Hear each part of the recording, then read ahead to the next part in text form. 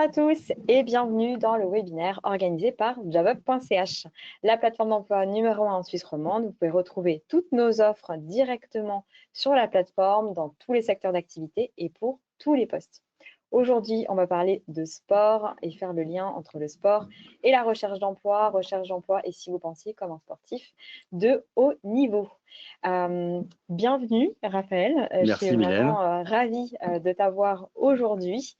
Donc ça va être notre invité du jour. Tu es Headhunter chez Sigma et moi je serai votre modératrice pour ce webinaire.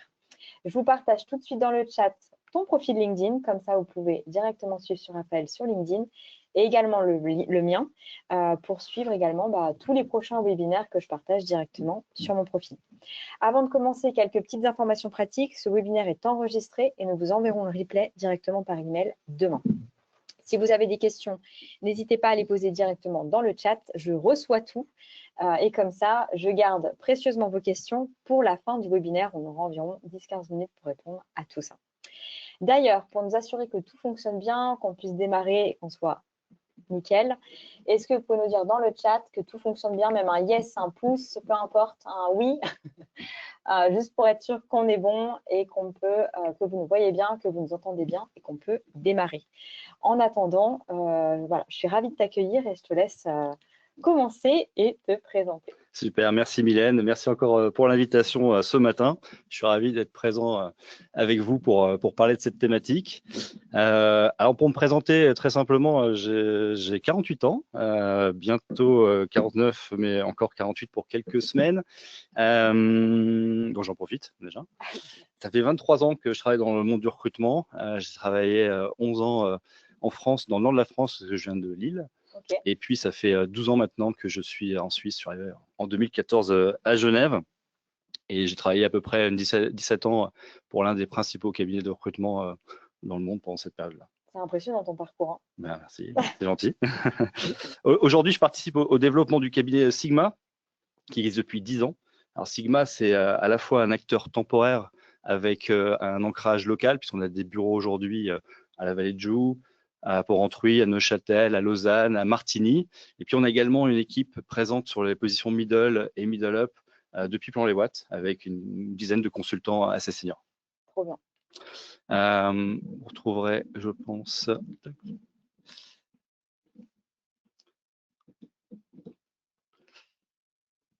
les expériences la présence de Sigma avec les différentes practices sur lesquelles on est présent pour aller jeter un œil après le webinaire, à la fois sur le site sigma.tech, TECH, et puis vous verrez également les offres sur lesquelles on travaille actuellement.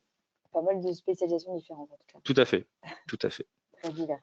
Au début, avec un ADN plutôt construction, et au fur et à mesure des années, Sigma s'est diversifié aussi bien donc en termes de contrats, puisqu'aujourd'hui on adresse aussi bien des contrats intérim, temporaires, que des recrutements fixes permanents, et également on a un effet sur beaucoup d'autres practices métiers comme on peut les voir à l'écran.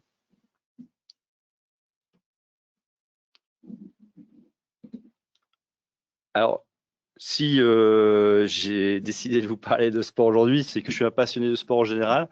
Je pratique notamment le triathlon depuis 2009. J'ai eu l'occasion de participer à une centaine de courses, que ce soit aussi bien des semi-marathons, des triathlons, quelques cyclosportives. J'ai eu l'occasion notamment de participer à l'Ironman de Zurich en 2012, ça date un peu maintenant, et puis plus récemment à celui de Nice en 2024. Et puis au niveau cyclo, j'avais notamment également participé à l'étape du Tour amateur qui avait lieu dans notre très belle région entre Annemasse et Morzine en 2023, pardon.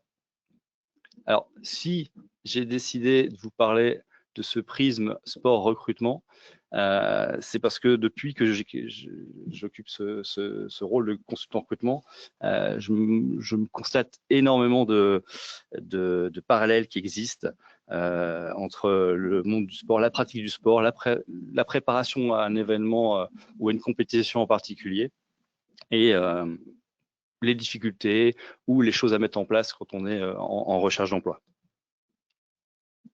Et donc, j'ai voulu pousser l'analyse et voir dans quelle mesure, justement, on pouvait appliquer notamment les bonnes méthodes des sportifs de haut niveau à cette recherche d'un nouvel emploi. Du coup, tu fais à peu près combien de courses par an? C'est impressionnant. Ça dépend des années, pour Ouais. être honnête. Ouais. Il y a des années où j'ai pu en faire une petite dizaine Pas et puis mal. des années un petit peu moins. Wow. Voilà, ça 10, moi, fonction. ça m'impressionne en tout cas. Ouais. Ça dépend encore une fois un peu de la forme physique et puis de son emploi du temps, puisque encore une fois, tout ça, c'est combiné avec un job qui demande pas mal d'énergie et d'investissement. Ouais, puis Donc, c'est pas que la course, c'est également tout l'entraînement qui est derrière. Donc, tout à fait, Mm. tout à fait. Ouais. Les objectifs de ce webinaire, voilà, l'idée pour moi aujourd'hui, c'est de pouvoir répondre à plusieurs objectifs. Le premier, c'est le changement de posture pour performer dans sa recherche d'emploi. Appliquer des modes méthodes du sport de haut niveau et donc à la carrière, et puis structurer une démarche efficace et résiliente. Alors, on voulait commencer par une petite question. Vous pouvez aller directement dans le chat pour répondre. C'était de savoir aujourd'hui, parmi les auditeurs, quels sont ceux qui pratiquent le sport plusieurs fois par semaine ou une seule fois par semaine ou pas du tout. Ouais. Un Vous peu. pouvez y répondre directement. A, dans le chat, si vous faites du sport plusieurs fois par semaine. B, si vous en faites une fois par semaine. Et C, si vous ne faites pas de sport ou alors très peu. Aucun jugement de notre part, Du peu tout. importe ce que vous répondez. C'est vraiment juste voilà, pour voir un peu l'audience qui est là aujourd'hui. Et j'imagine que tu vas aussi adapter un petit peu ton discours en fonction de la réponse. Tout à fait. Donc voilà, On va essayer en tout cas. on trouvait ça intéressant de voir de votre côté voilà, le niveau, en tout cas en sport, que vous avez. Moi, j'aurais mis une fois par semaine, j'aurais mis B. Une fois par semaine, c'est déjà bien. Je fais du pilates. Alors, au niveau des résultats, donc on voit qu'on a en majorité du A, donc plusieurs fois par semaine. Plusieurs fois par semaine, top. Et un petit peu de B. Super. Voilà. Eh ben, merci beaucoup en tout cas pour votre participation dans le chat. Super, bah, je suis ravi de voir qu'il y a beaucoup de personnes qui pratiquent le sport plusieurs fois par semaine. Ce qui est intéressant du coup, c'est de voir on s'adresse à des personnes qui ont déjà un certain nombre de réflexes, qui ont déjà intégré certaines choses comme la régularité sûrement, l'organisation.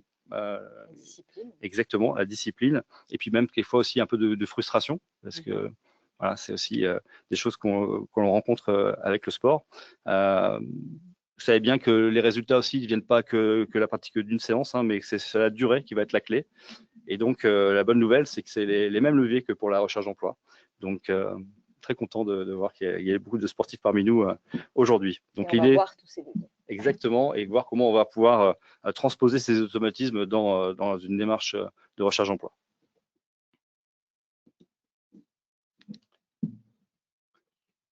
Alors, pourquoi penser comme un sportif de haut niveau? Bien évidemment, comme je l'ai dit, j'ai eu envie de proposer ce sujet, c'est parce que depuis 20 ans, je l'observe toujours la même chose.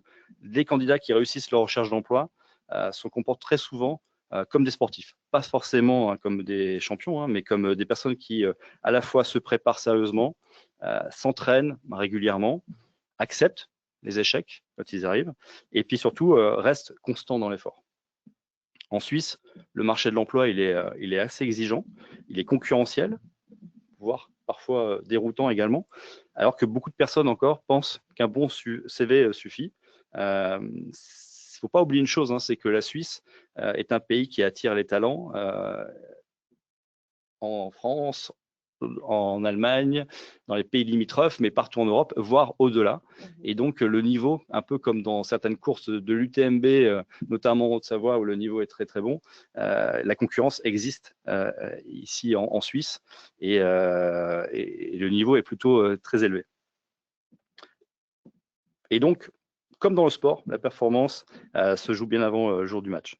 L'objectif n'est pas de livrer des recettes miracles, mais de proposer plutôt un changement de posture. Chercher un emploi est avant tout une discipline à part entière.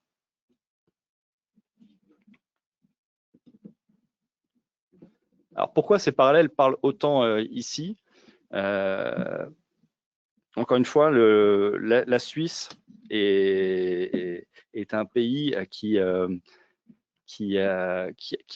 un environnement propice à la pratique du sport. Alors, je parle de la Suisse, mais je parle aussi bien évidemment de la Suisse romande, avec le lac, les montagnes. C'est vraiment un environnement très favorable pour la pratique du sport. Et donc, culturellement, c'est des choses qui sont très intégrées déjà dans notre environnement. On peut voir des personnes qui vont pratiquer du sport le matin, le midi, le soir, mais surtout toute l'année déjà. Et c'est pour ça aussi qu'on va retrouver beaucoup d'organisations déjà présentes également en Suisse romande. On va retrouver notamment des fédérations comme l'UEFA à Nyon, la FIBA pour le basket, la FIA pour l'automobile. Ouais, on peut aussi avoir Lausanne comme capitale olympique. Et puis un peu plus loin encore, à Aigle, l'UCI pour l'Union cycliste. C'est vrai que je ne m'étais pas rendu compte qu'il y avait autant de choses pas loin. Et si, tout à fait.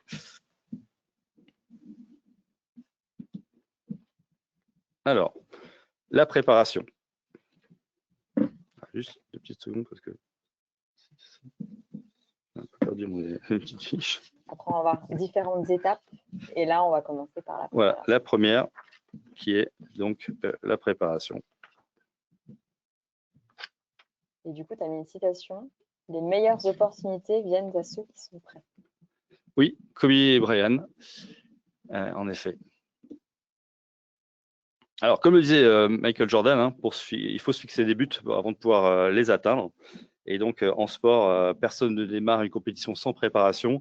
Et dans la recherche d'emploi, c'est un peu la même chose, hein, puisque l'idée, c'est vraiment de comprendre, avant de se lancer, il faut se poser les questions, est-ce que j'ai le bon profil finalement recherché par les entreprises que je vise? Alors, pour moi, ça implique 3 axes. Un, le projet, clarifier son projet professionnel. Quel rôle j'ai envie d'occuper, pourquoi, quels sont les critères impératifs pour moi dans ma recherche et quels sont ceux qui le sont pour moi peut-être un peu plus négociables. Je peux prendre l'exemple par exemple de le fait de travailler dans une entreprise internationale. Ça peut être un prérequis parce qu'on a envie de pratiquer les langues. Et bonne nouvelle, le canton de Genève, c'est un canton où un habitant sur 2 est étranger, donc on parle de toutes les langues. Et donc il y a beaucoup d'entreprises qui sont en plus tournées vers l'international. À l'inverse, ça peut être le fait par exemple, de manager une équipe. Ça peut être quelque chose qui peut être négociable. On a pu avoir envie de le faire par le passé, peut-être plus maintenant. Donc voilà, définir un peu ce qui est des impératifs et ce qui est négociable.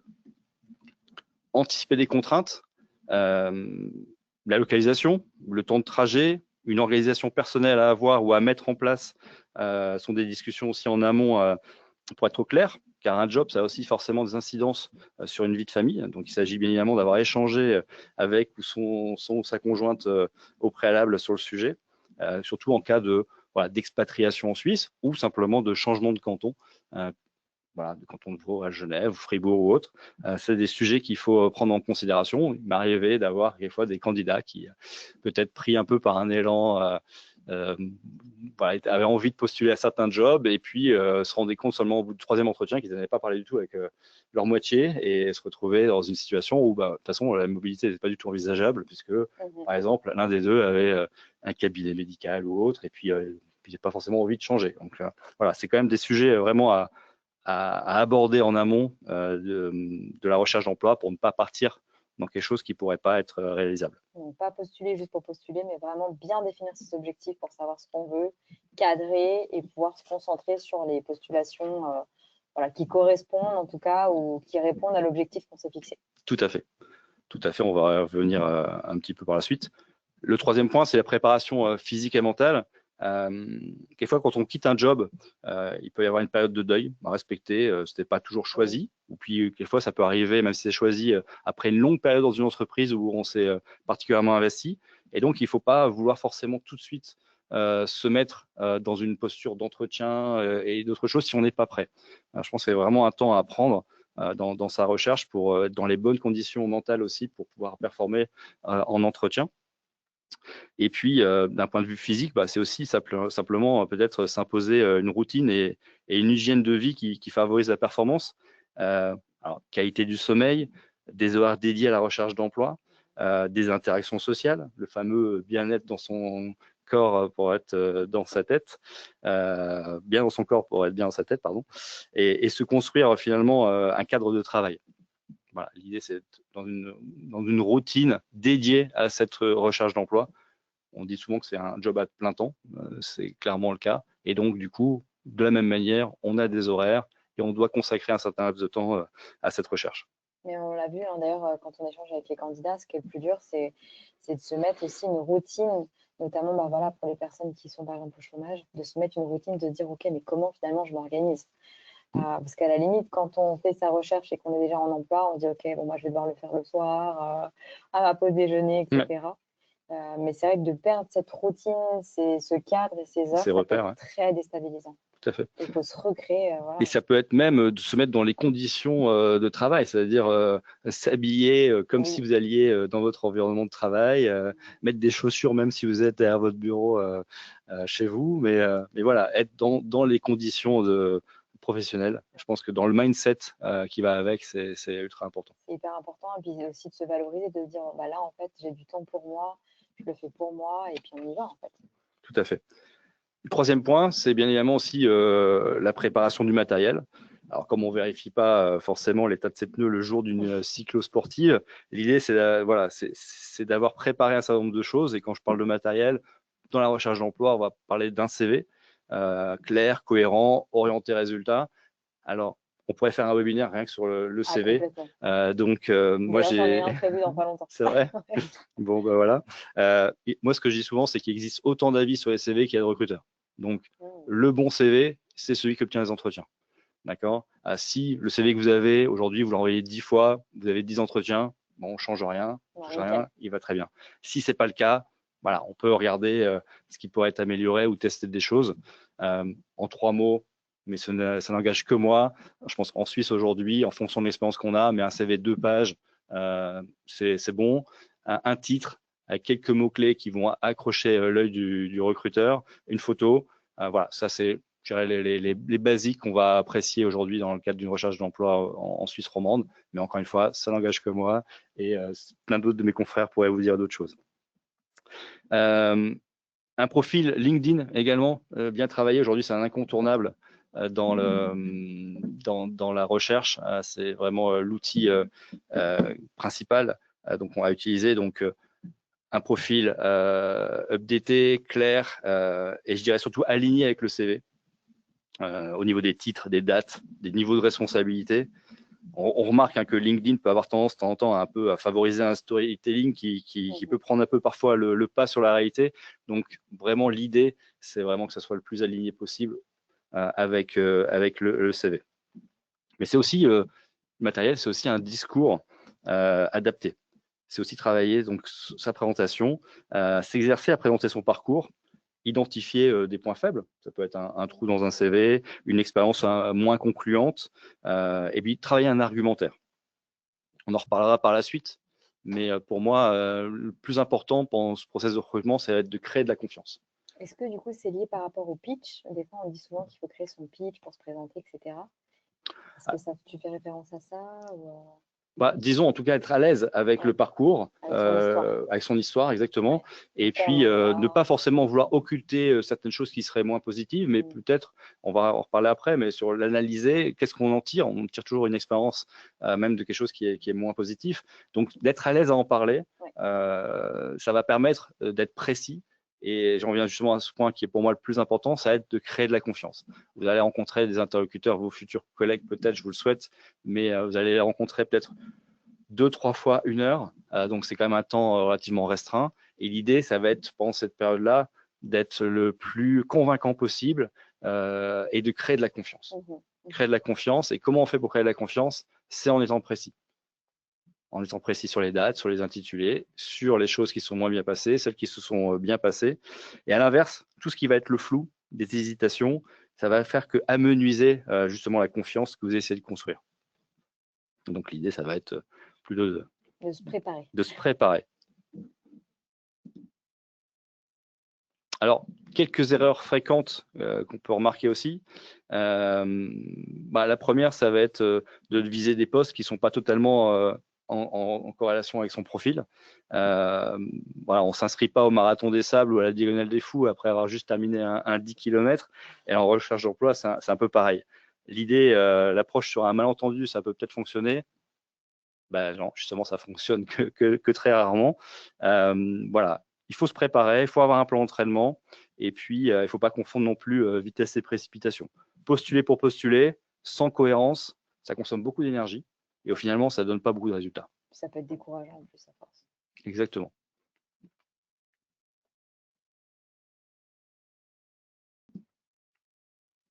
L'entraînement.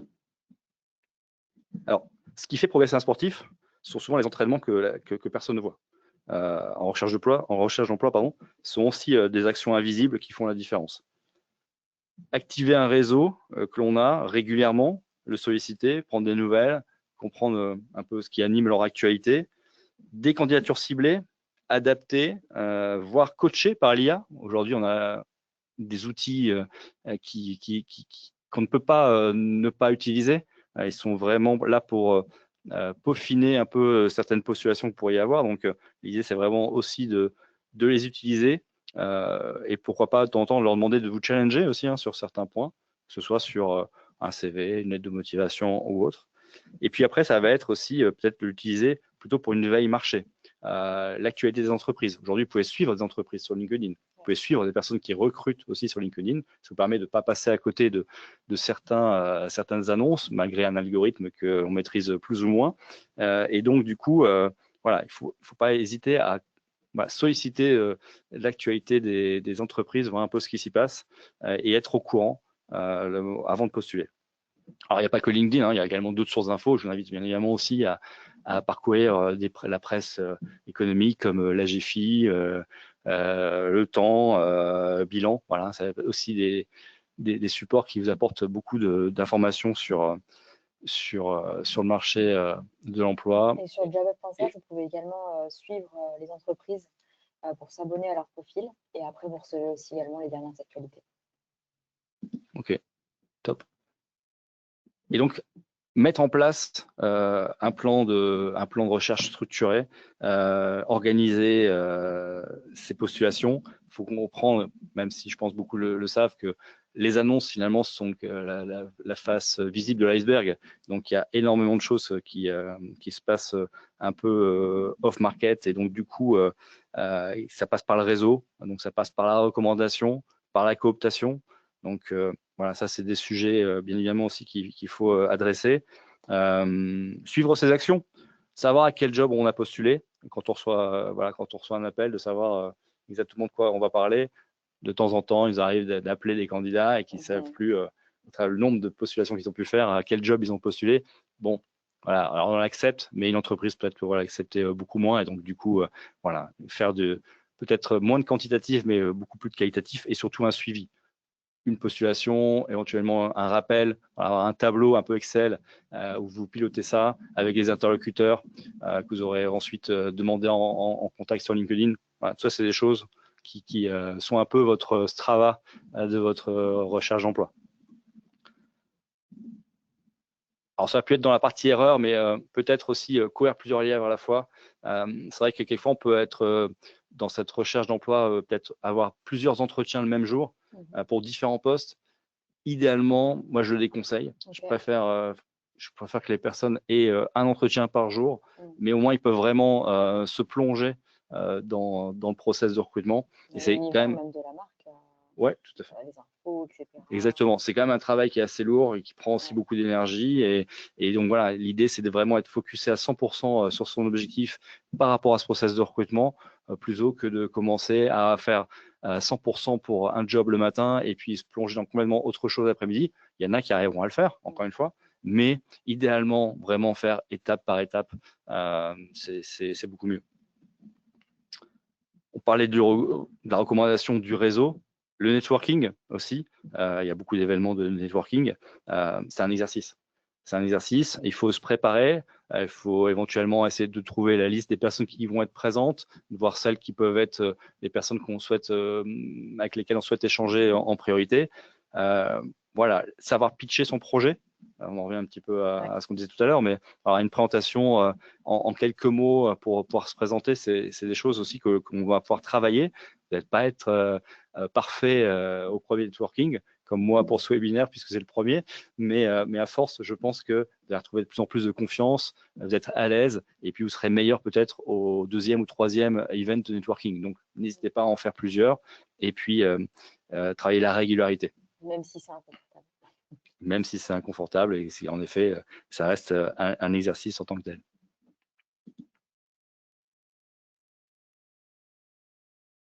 Le jour J, le jour de l'entretien, en fait, le match, il commence bien avant la première question.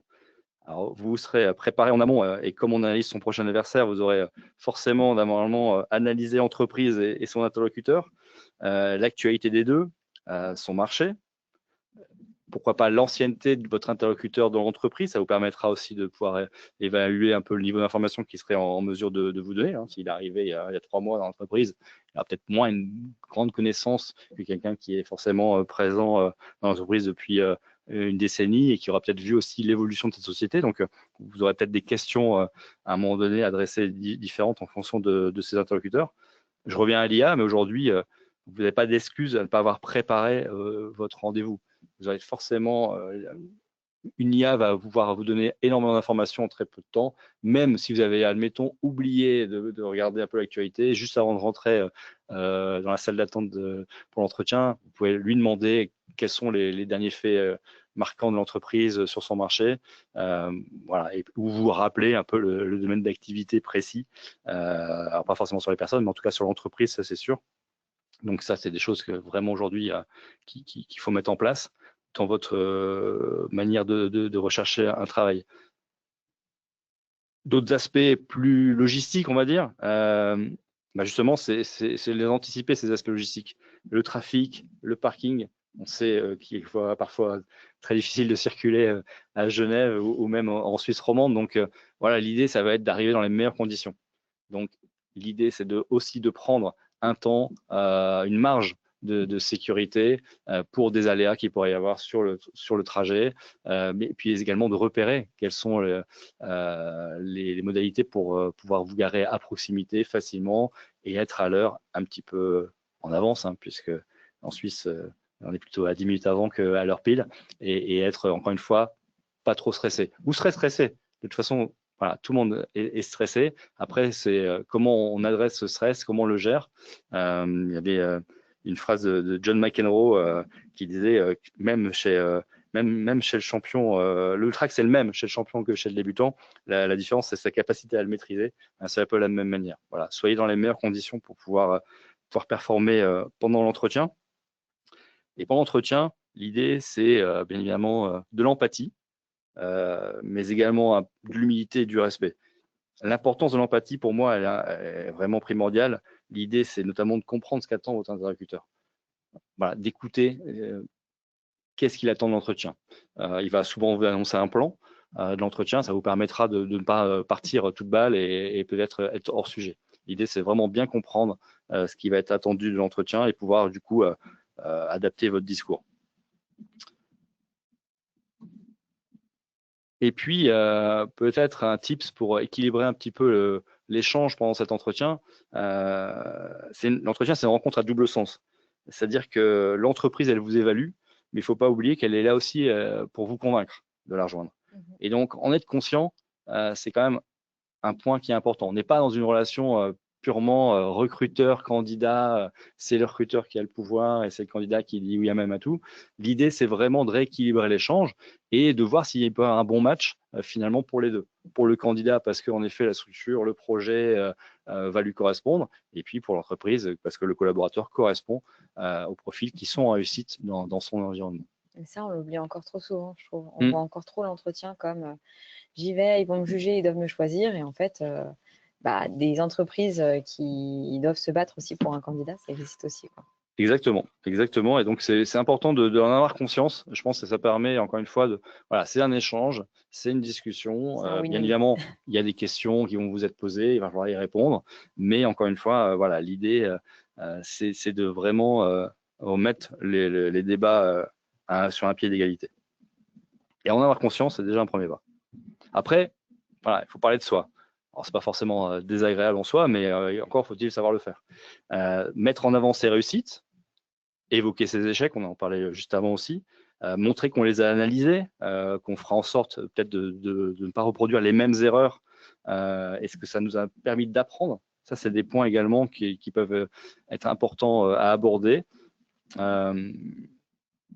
Les réussites, bien évidemment, celles dont on est particulièrement fier, un résultat obtenu en expliquant aussi les contraintes qu'on a rencontrées. Alors, il ne faut pas, bien évidemment, n'être que dans les réussites et occulter bien évidemment des choses plus compliquées. Il faut avoir une certaine humilité justement à accepter que voilà, on n'est pas parfait, on fait des erreurs, on fait tous des erreurs. Il y a forcément eu des choses plus compliquées. Il ne faut pas, encore une fois, les occulter. Au contraire, comme je le disais tout à l'heure, l'idée, c'est d'être le plus transparent possible et de pouvoir les expliquer et de voir ce qu'on en a retenu afin, encore une fois, de progresser.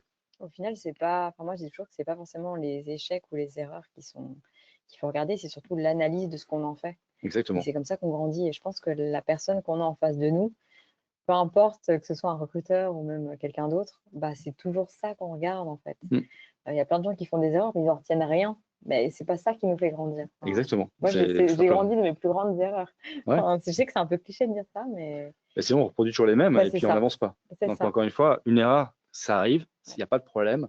Ouais. Mais qu'est-ce qu'on en fait? Donc, bien se focus sur l'analyse en tout cas. Exactement. Et puis après, si vous avez bien préparé votre entretien, peut-être aussi analyser un petit peu les parcours des personnes que vous allez rencontrer, il y aura peut-être des occasions qui vont vous permettre de faire la différence. Ça peut être un exemple précis, ça peut être une analyse un peu pertinente pendant l'échange, un lien que seul vous pouvez faire par rapport aussi à la discussion. Et ça, c'est des occasions qu'il ne faut pas louper et qui peuvent faire la différence entre différents candidats dans un entretien. Donc encore une fois, l'entretien, ça se joue avant d'entrer dans la salle, et puis ça se joue jusqu'au coup de sifflet final. Les pièges, c'est aussi de temps en temps de se sentir trop à l'aise, trop en confiance. Une perte de balle et c'est la catastrophe. Et ben, vous aviez beau faire un bon match jusque-là et tout peut s'écrouler.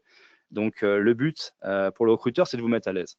Encore une fois, on le disait tout à l'heure, on va passer 2-3 rounds d'entretien pour connaître la personne. Finalement, le but du recruteur, ça va être de vous mettre à l'aise pour savoir qui vous êtes vraiment. Et puis, le piège, du coup, de temps en temps, c'est de se sentir trop à l'aise et d'oublier, d'en perdre le fil et d'oublier un peu le côté professionnel que nécessite l'exercice de l'entretien. Donc voilà, restez concentré jusqu'au bout, jusqu'au coup de sifflet final qui correspond en règle générale au moment où vous sortez de l'entreprise pour rejoindre votre voiture ou les TPG pour rentrer à votre domicile. Bon, même si moi au Pilates, j'ai pas ça, mais pas de sifflet final. Ah, il n'y a pas de sifflet final. Bon. Le débrief, qu'est-ce qu'on fait jusqu'après l'entretien? Alors, dans le meilleur des cas, l'entretien ou les entretiens, parce que Oui, souvent dans les voilà, plusieurs. hein. D'ailleurs, s'il n'y a qu'un entretien et on vous donne une réponse positive tout de suite, c'est pas non plus toujours un signe très positif. Ça dépend du niveau de poste, mais en gros, voilà, c'est bien d'avoir quand même l'occasion de revenir une deuxième fois et de voir si la bonne impression du premier round se confirme, aussi bien pour le client que le candidat, pour le recruteur que le candidat. Donc, dans le meilleur des cas, c'est positif, et puis dans d'autres, la réponse est négative, ou tu entends aussi beaucoup, il n'y a pas de réponse du tout. Donc ça, c'est un peu plus embêtant. Mais encore une fois, perdre un match, ça ne signifie pas perdre la compétition. Chaque refus, c'est une source d'apprentissage, on en parlait à l'instant. Et l'essentiel, c'est d'adapter sa stratégie et puis surtout de persévérer. Prendre le feedback. Je pense que ça, c'est essentiel. Même s'il vous semble décalé, on a tendance souvent à dire que le feedback is a gift. Et clairement, il faut pouvoir l'intégrer et l'accepter. Si votre interlocuteur prend le soin justement de vous en donner un, c'est plutôt, encore une fois, quelque chose de positif, il faut l'accepter. La décision, elle est prise de toute façon. Donc un peu comme celle d'un arbitre, il ne revient pas dessus. Et donc, du coup, il peut y avoir de la déception, il peut y avoir de la frustration, mais il est important de ne pas réagir à chaud et d'analyser ce feedback. Votre réalité n'était peut-être pas celle de vos interlocuteurs. Et ça, il faut l'accepter. De temps en temps, on était très confiants, on s'est senti très à l'aise. Et puis, la réponse négative vient un peu comme un coup près. Et on peut être. Il y a un peu d'ego aussi qui peut rentrer dans la réaction. Donc, voilà, on peut avoir ce sentiment de frustration, mais encore une fois, l'idée, c'est de l'accepter et de, à froid, l'analyser et de voir si, en effet, il y a peut-être des choses que je n'avais pas bien vues ou je n'avais pas bien interprété certains points. Encore une fois, l'idée, c'est de pouvoir profiter de ce feedback parce que, malheureusement, de temps en temps, on n'en a pas ou on a un feedback un petit peu bateau. Donc, on ne peut pas en faire grand-chose. Donc, bon, malheureusement, ça ne nous permet pas de progresser pour la suite. Donc on en revient maintenant, je dirais, un peu au tempérament à avoir et à adopter pendant cette recherche d'emploi. On parle de mental et d'endurance. Donc c'est pas l'échec qui élimine, c'est l'abandon. La résilience, l'agilité, la capacité à encaisser sont aussi aujourd'hui des qualités qui sont très recherchées par les employeurs. Donc la vérité du jour n'est pas celle du lendemain. Donc c'est savoir rebondir, se replonger rapidement dans un nouveau process. C'est aussi la meilleure manière de ne pas tergiverser et d'altérer un peu la confiance qu'on pourrait avoir en soi. Donc voilà, se replonger dans autre chose, c'est aussi c'est essentiel. Faut pas se dire: «J'ai raté mon entretien, allez tous les autres, je vais les rater, de toute façon ça sert à rien, quoi». Exactement. Parce que là, c'est Non, mal non, parti. non, non. Dire: «OK, c'est un nouveau, Voilà. on repart avec une feuille blanche, celui-là va bien se passer et Tout on à y fait. va». Et on ajuste la stratégie, encore une fois, par Ouais, rapport à, ouais, à des éléments qu'on a pu apprendre ouais, de exactement. l'échec précédent. Ouais, ouais, pas reproduire.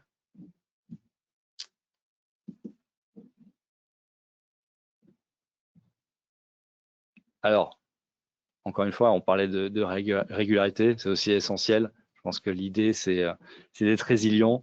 C'est bien évidemment d'avoir aussi un peu de matière, puisque c'est pas non plus toujours évident. C'est facile de dire on rebondit dans le prochain process de recrutement, encore faut-il en avoir. Donc voilà, c'est reprendre les basiques et puis recommencer étape par étape et surtout pas lâcher.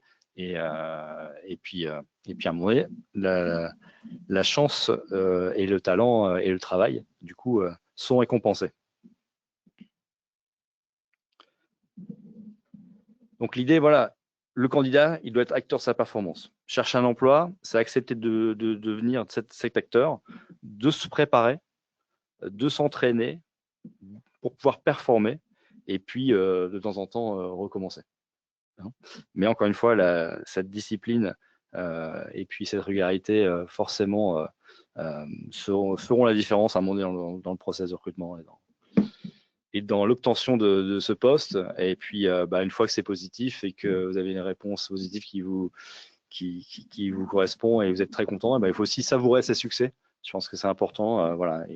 Il faut vivre l'instant présent et donc, du coup, voilà, savourer ce succès et puis se préparer à plein de belles choses qui vont arriver avec votre nouvel environnement, vos nouveaux collègues et une nouvelle aventure au final. Merci Raphaël pour tout ça.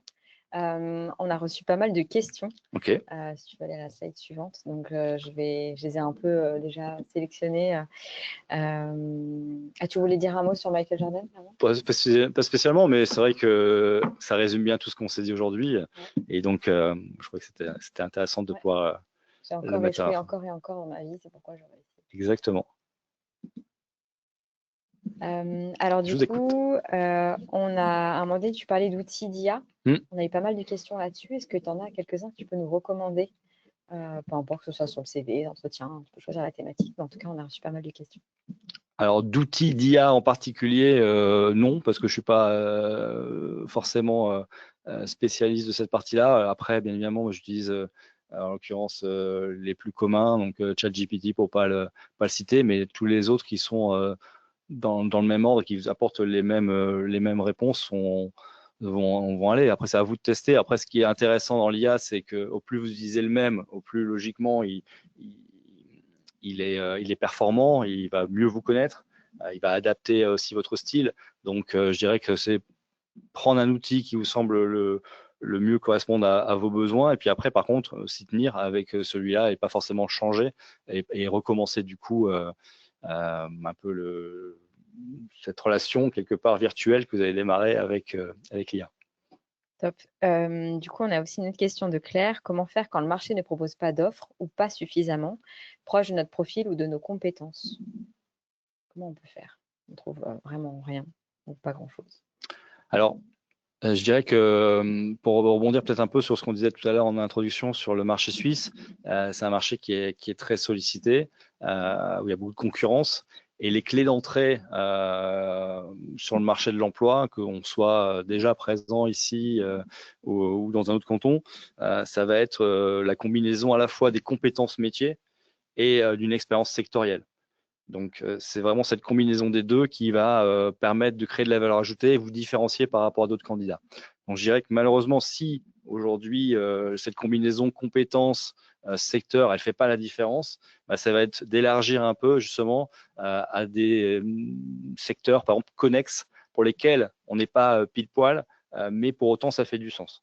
Donc ça peut être, encore une fois, une piste de réflexion, ça va être d'élargir un peu la recherche à d'autres secteurs d'activité.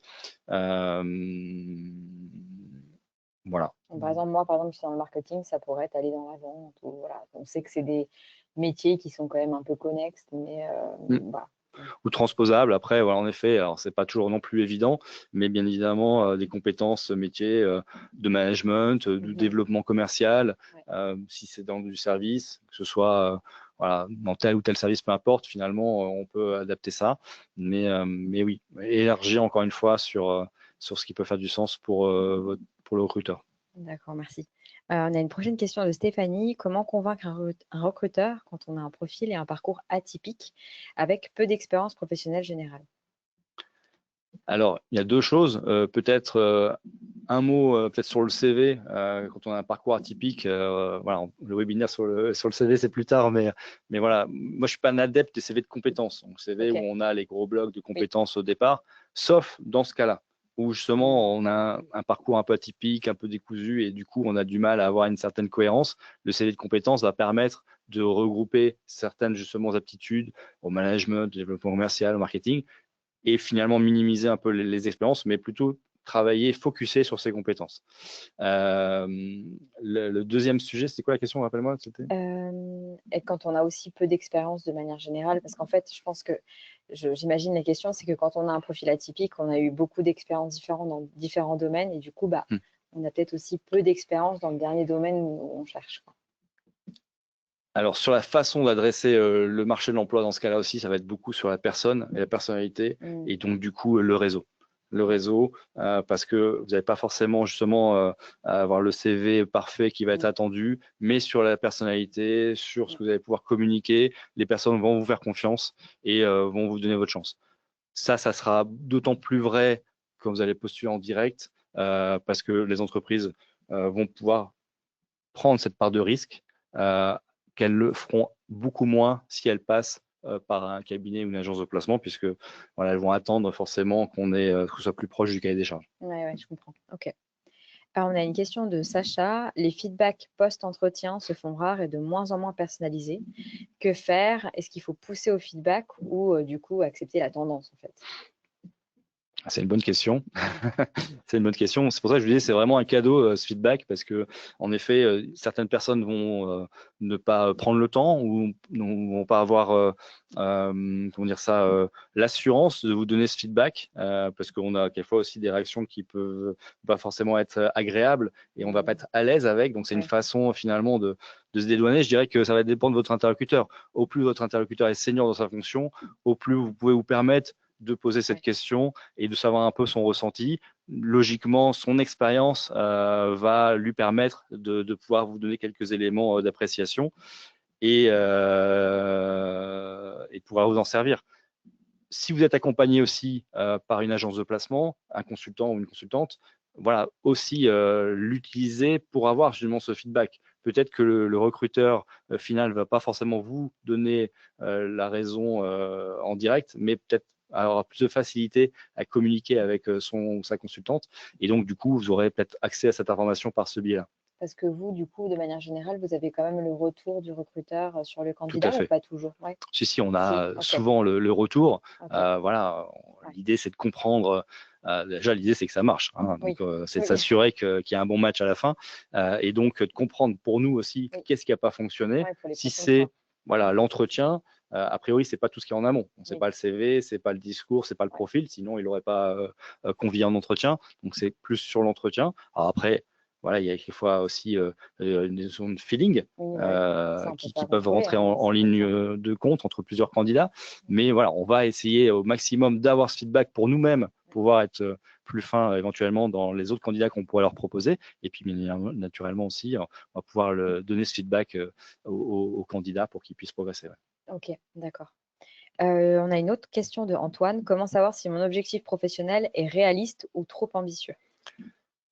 C'est une bonne question également. Je répondrai peut-être avec un angle sur les intitulés des postes. Aujourd'hui, il faut ne pas s'arrêter à un intitulé de poste.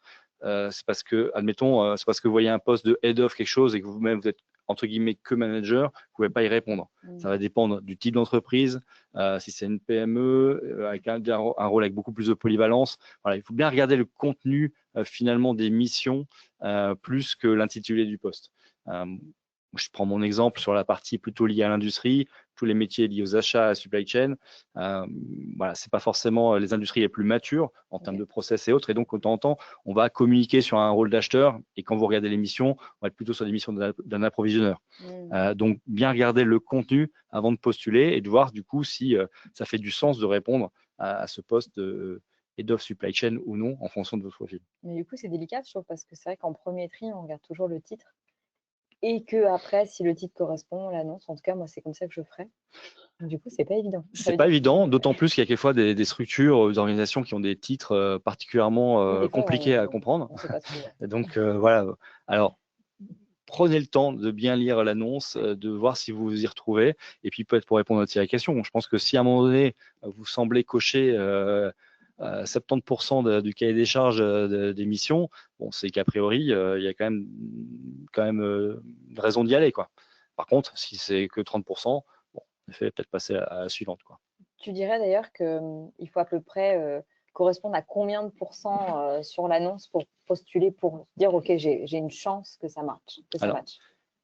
il faut bien lire les titres. Parce que souvent, en tout cas, moi j'essaye au maximum dans les annonces que je peux diffuser, d'être le plus précis possible, notamment sur certaines contraintes. Et je pense aux langues, notamment la maîtrise de l'allemand, par exemple, ou du italien sur certains autres process. Si c'est vraiment quelque chose de rédhibitoire, je le mets dans le titre.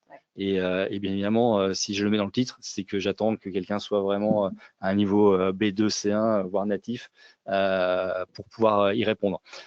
Voilà, donc je dirais que ça, c'est des éléments, bien lire l'annonce et puis surtout dans le descriptif du profil. Normalement, vous avez quand même pas mal d'indications sur ce qui est attendu. Si c'est une expérience dans le secteur, dans la fonction, dans un type d'entreprise. Moi, je dirais après, il n'y a pas de chiffre véritablement, mais en dessous de 70%, je pense que voilà, ça ne sert à pas à grand-chose de postuler. OK. En tout cas, on peut s'attendre à ce qu'il n'y ait pas un retour forcément positif de Ouais. la postulation. Ouais. OK. On a une question de Pierre. Combien de temps faut-il consacrer chaque semaine à une recherche d'emploi efficace? C'est vrai que c'est une bonne question, Ouais. parce que est-ce qu'il faut s'y mettre l'équivalent d'un temps plein, 8 heures par jour? Alors, c'est un job à temps plein, clairement. Après, peut-être pas en termes de volume d'horaire, mais par contre, je pense que c'est important, c'est d'organiser sa semaine et sa recherche. On en revient tout à l'heure à ce qu'on disait, mais il vaut mieux, comme dans un entraînement sportif, s'entraîner peut-être moins longtemps tous les jours que un gros bloc le lundi et puis après passer à autre chose le reste de la semaine. Donc clairement, c'est ça, c'est instaurer des routines, alors qui peuvent être 1 heure, 2 heures tous les jours consacrées à cette recherche, et ça permet aussi de ne pas être déconnecté de ce qui se passe, parce que voilà, si vous mettez tout le lundi et que l'annonce paraît le mardi et que finalement vous rebranchez à LinkedIn, enfin vous reconnectez à LinkedIn la semaine suivante, entre-temps, il y aura eu quelques candidats qui auront postulé. Donc moi, je dirais véritablement au-delà du volume horaire, c'est vraiment cette routine et ce temps dédié à cette recherche. Et puis après, c'est un job qui implique d'être disponible. Et donc d'être capable de prendre un appel d'un recruteur en fin de journée, le matin ou autre, pour pouvoir saisir l'opportunité. Donc au moins un petit peu tous les jours au minimum. Ouais.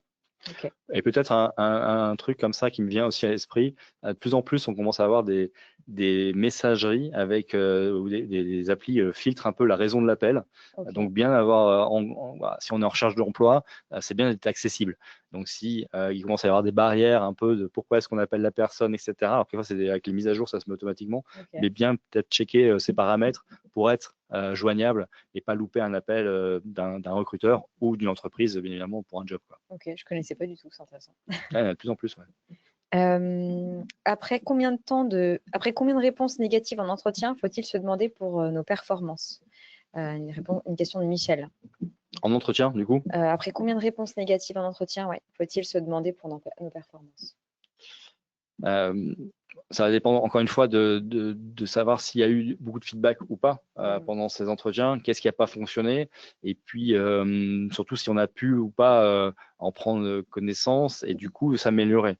Il peut y avoir 5 échecs à l'entretien et 5 raisons différentes. Oui. Et donc, dans ce cas-là, il faut juste continuer. Par contre, si c'est toujours un peu le même sujet qui revient et qu'on ne l'a pas adressé, c'est un petit peu dommage parce que du coup, on grille des cartouches pour rien. Donc, Ok. je dirais que voilà, malheureusement, il n'y a pas de chiffre véritable, mais c'est sûr que je dirais qu'à partir quand même de 3-4 entretiens qu'on loupe, c'est qu'il y a un problème. Il n'est pas au niveau du CV, il n'est pas en amont, parce qu'encore une fois, vous avez eu cet entretien, votre profil intéresse l'entreprise ou le recruteur, mais c'est l'entretien en lui-même qui ne marche pas. Donc, il faut voir un peu ce qui peut ne pas marcher. J'ai eu aussi, peut-être par expérience, à un moment donné, peut-être des candidats qui étaient dans une deuxième partie de carrière et qui étaient dans des organisations un peu dans des situations un peu de reclassement et qui se faisaient coacher sur un discours, etc. Et ça manquait d'authenticité. Et donc, ça, c'est un petit warning pour moi. C'est, voilà, soyez naturel, soyez vous-même. Vous pouvez bien évidemment préparer un discours, mais pas le réciter par cœur. C'est pas forcément ce qui va être attendu pendant l'entretien. Je regarde, on est dans les dernières questions. Une question de Monica. Que faire si une entreprise publie 2 offres d'emploi correspondant à mon profil? Est-ce que je peux postuler aux 2 ou est-ce qu'il faut une seule candidature? Est-ce qu'il en faut 2? Qu'est-ce qu'on fait? Ouais, ça arrive souvent d'ailleurs que quelquefois des candidats postulent à un job, ils ont vu l'autre annonce, mais on n'en Ouais. postulé qu'à un, et puis finalement, je dirais que la bonne réponse, ça serait quand même, selon moi, encore une fois, ça serait de postuler qu'à celui qui semble le plus proche de son profil, qui donne le plus de chances d'être retenu, quitte à ce que pendant l'entretien, on aborde l'existence de cette autre opportunité ouverte chez le client ou chez l'entreprise, et de voir dans quelle mesure voilà, c'est une opportunité pour nous également. En règle générale, je dirais que dans les cas que j'ai eu même récemment avec des candidats, c'est l'entreprise qui va dire, qui va en parler spontanément, en disant vous avez postulé pour ce job-là, on a aussi ce rôle-là, ça peut être intéressant, est-ce que ça vous intéresse, etc. Qu'on vous met dans voilà.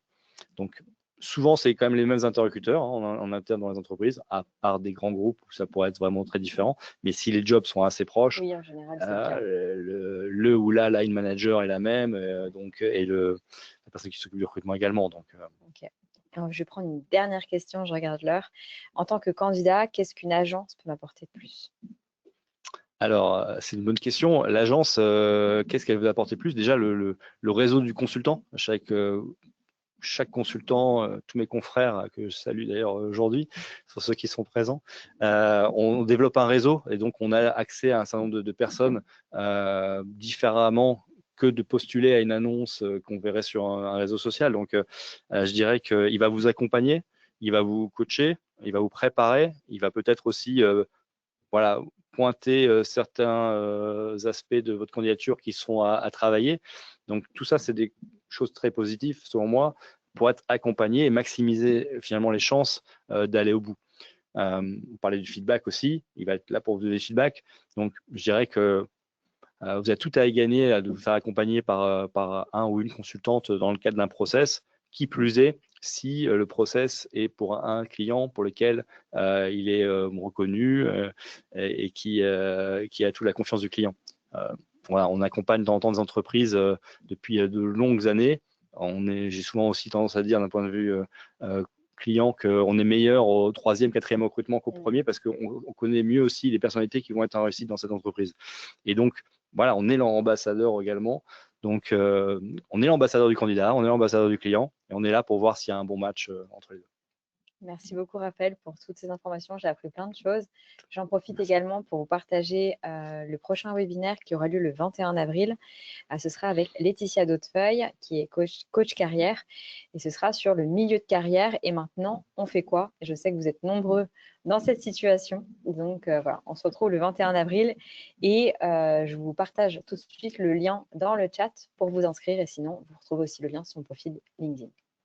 Merci encore, Mylène. Ouais, Je merci suis ravi beaucoup. d'avoir participé à ce webinaire. J'espère que j'ai pu répondre à certaines questions des personnes qui étaient présentes aujourd'hui. Et puis, pour rebondir, vu qu'il fait très beau en ce moment et c'est très printanier, donc n'hésitez pas, il doit être quelle heure là? Il est presque 13 h, donc vous avez encore un petit peu de temps pour mettre vos baskets et aller courir au bord du lac. Merci encore à tous d'être toujours aussi nombreux, ça me fait très plaisir et je vous dis à bientôt. À Merci bientôt, Raphaël, à merci bientôt. beaucoup.